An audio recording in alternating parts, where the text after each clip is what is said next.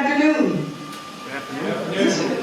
Yeah, boring. One more time. Good afternoon. Good afternoon. I wasn't here by myself. What's up? I'm Charisse, McGill, the owner and producer of Lokal Artisan Foods, home of the French Toast Bites. I started with this as a leap of faith on November 15, 2018. I left my director level day job out of college and I launched French Toast Bites in the middle of Philadelphia at the annual Christmas Village. In the first 45 days of that event, my gross sales totaled 75% of the salary I left behind, and that's when I knew I was on the trajectory. 2018, 2019, we're at every fun place you can imagine. I had a mobile French toast business, no food truck, no storefront, but if it was the South Street Fest, if it was Made in America, if it was the Roots Picnic Request Love, we were there. And then the pandemic happened. No people, no events, no business. Not true, not true. I partnered and pivoted my way through the pandemic. We always had a spice, so we took our street food, our French toast bites, and we made it to a spice. Our spice sales grew 100% during the pandemic. You know why? Because people had to stay at home and cook, right? You had to get creative. So our spice sales spiked. More grocery stores even picked them up because of all the places that were hurt by the pandemic. It wasn't the grocery stores. So more grocery stores picked up the spice and our e-commerce kind of blew up. And then, okay, next. I got a call from a guy who says, I want to turn your French Toast Bites into a beer. I said, let's do it. This was at the height, this was right after George Floyd. The country was flipped inside out, and this was at Doylestown Brewing Company. And I said, do you know what you're about to do? He was like, I was like, you're about to usher in the first black woman in Pennsylvania with a beer. It sold out in a week, right? It was great. He wasn't ready. So he made another batch. It was my bites, my spice, all in the beer. So he made another batch. It sold out in a day. So here we are this time last year, Black History Month, Women's History Month, I had no beer. I'm like, yeah, and I'm booked to speak. I was like, I need a beer. You know, we ghosted me.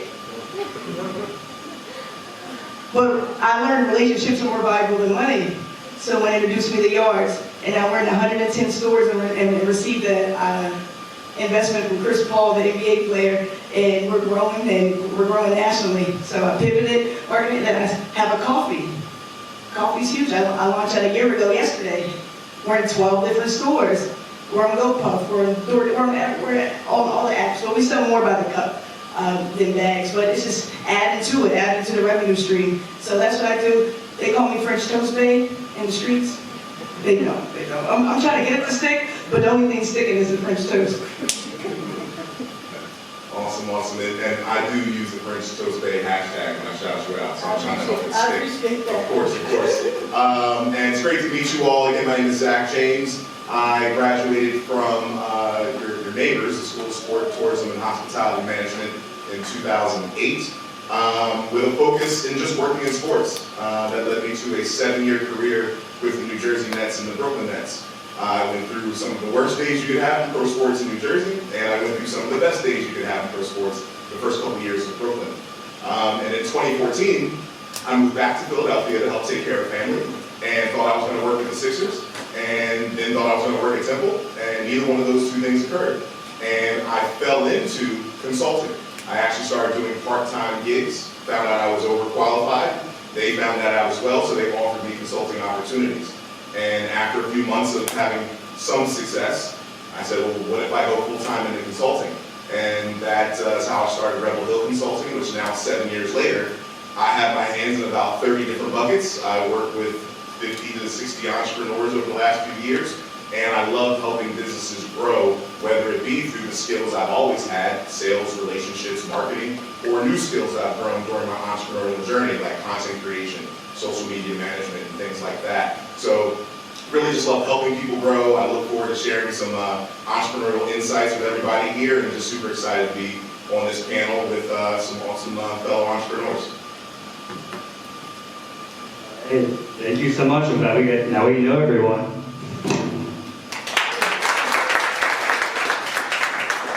All right, so we'll get started with the questions. Guys, if you have questions, I'm going to go around and do a Q&A, so definitely if you have anything, please don't be shy. We'll come around and get your questions heard. So let's get started. I think one of the first things we really want to hear as students in the entrepreneurship realm, whether we're majors or just trying to run some type of business, is how do you get started with an idea? At 21, 22, 23 years old, that is a tough time. There's a lot of challenges, like student debt, or you might just not be ready. How would you say? What's the advice that you give to people in that position?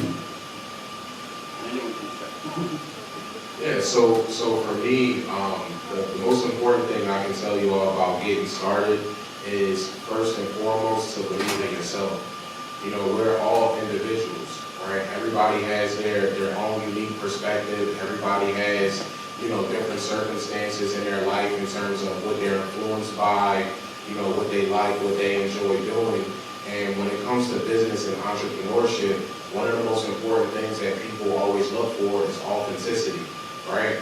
So when you think about if it's a product or a service or whatever you're interested in doing, just really make sure it's authentic to you or authentic to your audience, and really take the time to learn the fundamentals of the things that you really want to bring to the forefront or offer to the world something different.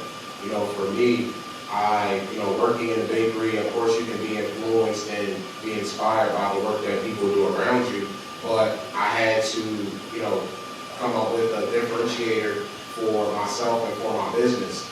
And me personally, I'm heavily influenced by art, I'm heavily influenced by culture, I'm heavily influenced by my community, fashion, and all of those things represent Affinity Confections. So the type of things that I do are unique to me, and those are the type of things that you all have to focus on when getting started. Even when you look at the amount of money that it may cost, think about your end goal, where you want to be, and start working your way backwards in a cost-effective way. Start seeing where you can do things either for free or put in sweat equity or work with other people to be able to get it done. So really just be authentic to what you want to bring to the forefront and what you want to offer, and really start to go for it. Don't let anyone stop you from pursuing what you personally have in your heart that you want to bring to life. I love that, you mentioned being authentic. I think for me, because I have a very untraditional path towards how I got to entrepreneurship, and I already had 10 years of experience working professionally, so I grew certain skill sets, and I could tell what kind of work I liked and what I didn't like. So my authentic element was I was only going to work in spaces that I enjoyed being in, because I got to experience them. I was good at sales, but I didn't like sales. I was good at marketing, and I really liked that. So when I started to speak to folks and talk about what I wanted to do, I would steer it towards those specific areas that I know I want to continue to work in. And I wasn't done growing. I ended up finding myself having more passion in other areas, even more so than just traditional marketing. But that's what helped me start in those early stages when money was tough. I liked what I was doing. So it was able to help me overcome some of the mental blocks I had as I grew my journey. And then the other thing too is relationships. I'm a networker at my core. I love building relationships. When I came down to Philadelphia and I had an opportunity with Temple and with the Sixers, it was based off of relationships. So I wanted to make sure that whatever I did, I continued to foster relationships and grow into that space, because I think being a dot connector, and they say it's not what you know, it's who you know. You need to know some stuff too, but the who you know is also very important. So that establishment of a base of relationships and always keeping people first and how can I help them, it always comes back to you full circle. So being authentic, and also not just authentic in your service, but authentic in your relationships is very, very important. The question was, what advice would you give someone like now that started because of question? I went to Temple. I graduated School of Sports, Tourism, and Hospitality Management in 2003. So I went to Temple in the 90s, so I'm like ancient, right? This is when Jay-Z was just becoming platinum. It was a great time.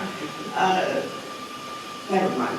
I don't know about the songs that were out there, but I was always an entrepreneur. I was always a hustler. I'll put it that way. I was always an entrepreneur. I was always a hustler. So I think my earliest memory is having a lemonade stand like at 7, 8, and then in middle school and high school, you guys don't know about this, we had to make mixtapes, right? So I used to sell mixtapes. You know, I turned my locker into a store so girls could get feminine hygiene products. I'm from Pittsburgh, so I sold the hand warmers because it was cold sometimes, a lot of times in Pittsburgh. So I was always doing something. So when I got to college, I kept that same energy. So we had a group, we threw parties. We were huge party promoters. It was a group of all girls from Jersey, New York, Pittsburgh, Baltimore. It was called, don't look at the hashtag. It was called Chocolate Milk Entertainment.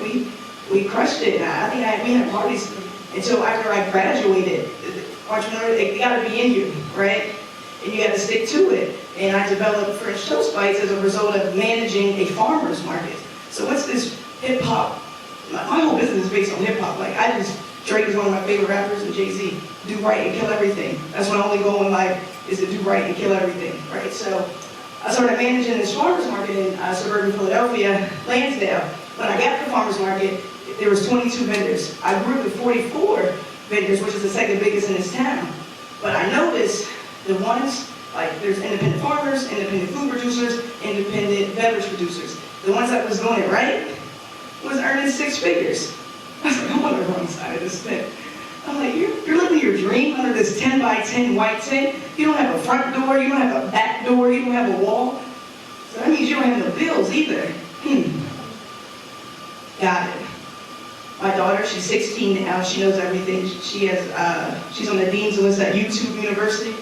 She knows everything, she does it. It's not a good thing. No, she's subscribed. Never mind, I'll tell you. Yeah, you guys are probably classmates. But anyway, so my daughter, she's 16 now, but she was 12 when she started her own business in the farmer's market that I managed. She had lemonade. Our business is called Local Artisan Foods because she had local lemonade. Because the rules in Pennsylvania is that you have to have, your primary ingredient has to be locally sourced. Lemons don't grow in Pennsylvania. So she figured out a way, she made $6,000 in 14 days. I said, I'm on the wrong side of this tent. I was getting jealous, like my daughter's good. So, fast forward, I went back to school. I went to get the MBA in food marketing from St. Joe's, and I took the open air food market very seriously. So I'm saying all this to say, be a student of the craft that you're in. You have to know inside and out. So I'm in as much as you might think I'm in the French toast business, I'm really in the open air food market business because I don't have a storefront, I don't have a food truck, but we have like 4 or 5 locations and popular tourist attractions throughout Philadelphia. Stick to it. And then remember, it's your vision, it's not anybody else's. Because nobody wanted to invest in my French toast business because who in the heck is going to invest in this black woman who thinks she can sell French toast in 30-degree weather? 80% of our sales come in that 30-degree weather though. So believe in yourself, it's not their vision, it's yours. I took that street food and turned it into a beer when nobody wanted to give me money. We bootstrapped up until probably 2 years ago. And we made it, so stick to it. And you don't need a lot of money to start and work somewhere and save your money. So you don't need a lot of money to start. I started at French Toast with my daughter's $5,000 from the lemonade. I gave her all that money back, plus some. She bought a pair of Yeezys. She was 13. You gotta tell her nothing. Awesome. Isn't it so cool to see how passionate entrepreneurs are about their businesses when they talk? Okay, so this is the Korean Colors event. So I wanted to ask, what are some challenges you guys face being an African American in business, starting? Because that might be a tricky question, but we want to hear, what really was an obstacle. Good question. Because sometimes the obstacles that came, I didn't know if they were an obstacle because of my race or not until well after the fact. There were definitely opportunities that I thought I should have gotten, and I was confused as to why. And then, really, it hit me maybe a few years in. My business had a production house called Mining Philly that I was working with, and we pitched some notable companies in this city. I won't mention who they are, and everything seemed amazing. We had a great talk. They loved our content. In our faces, verbally, they were like, hey, we really want to do business with you and we want to move forward. And emails were silent after that. And within 5 or 6 months, we saw them doing almost our same ideas with another brand, folks that didn't look like us. And that's when the realization came, is like, what other reason could they possibly have had to not even continue the conversation? Now, I don't know their relationship with the other folks that they decided to do business with. All I know is that we didn't hear a word from them until 3 years later, after the murder of George Floyd. They reached out to say, how are you doing? So I was like, okay, now you want to have a conversation and chat with us now that it's socially appropriate to do so. And that's when I started looking at a lot of other past things that occurred, and I was like, okay, this isn't how I want to do business. And I feel like I had a thought in my mind that I had to reach out to folks that didn't look like me, folks that have made a level of success, which across the board it's predominantly white folk who have reached that highest pinnacle that I wanted to get to. And I was under the impression that I had to pander to them to be able to be successful. I had to get that out of my mindset to realize I can do business with anyone. I started to have pride in doing business with black folks and people that look like me. And once I kind of had that notion and then grew a little bit of success in that space, then I was kind of like off to the races. Then it was like, all right, I know that when I talk to someone who does not relate to my background and my experiences, there's a barrier there, whether they notice or not. There's a bias that they have. And when I talk to someone who does have a similar experience to me, I'm getting further in that relationship and communication from the first word we say to each other versus the other scenario. And that gives me an advantage to do business quicker and sooner and have more fun while I'm doing it. So I sort of made that pivot a little bit. I always had the mindset of working with everybody, but I found myself trying to go after a particular audience that didn't really want me to be going after them. So once I kind of made that shift in my mind, not to say that I didn't just focus on black-owned business or women-owned business or minority-owned businesses, but I realized that I don't have to make a focus towards white businesses. They'll come to me eventually, and I'll have the same conversation. But I had to have that shift in my mindset because I was thinking, well, these big companies in the city, I have to go for them. No, I can help anyone grow. I can help a solo entrepreneur grow. And I feel better if I'm at the ground floor helping Charisse grow when she's 6 months into her venture, because I see the potential of where she'll be in 6 years. That's the stuff that I actually look for now. And of course, I look for that across all different shades and colors and styles of folks.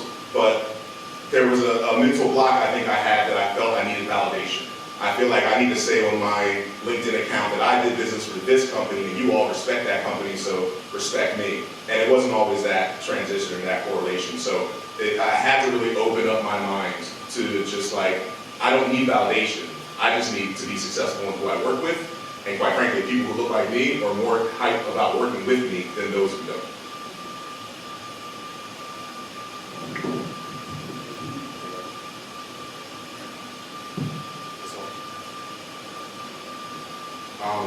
So for me, two things that I can think about right off the bat that come to mind in terms of barriers for me, starting out as a young black man, was one, just being taken seriously with the vision that I had for Affinity Confections. First and foremost, I always tell people that I'm a creative guy. And I had the opportunity to either go to culinary school or go to business school. I chose to go to business school because I knew the foundation that I needed to be successful was in a place like this. I could be technically great in the kitchen, but I still would lack in terms of the overall business goals and perspective that I wanted to have. Telling people what my full vision is off of the business plan that I had in my senior year in 2012 is exactly the same plan that I've used to get to this point. As Charisse said, talking about bootstrapping and things of that nature, explaining to people the model of Affinity Confections. Culturally, for me as a black man growing up in a household where, my grandmother may make a sweet potato pie or different ingredients that are, really something that we focused on or something that we had year round, and just having everybody look at me and say, oh, do you make these type of pies, or do you make these items and these items? And me saying to them, hey, listen, in my community, I know a lot of people that eat unhealthy foods and unhealthy products.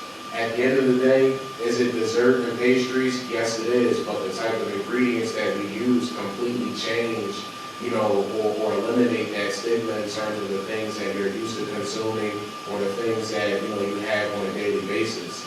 That's our whole model. We use premium natural ingredients without any artificial flavors or colors. And everything is also portion controlled.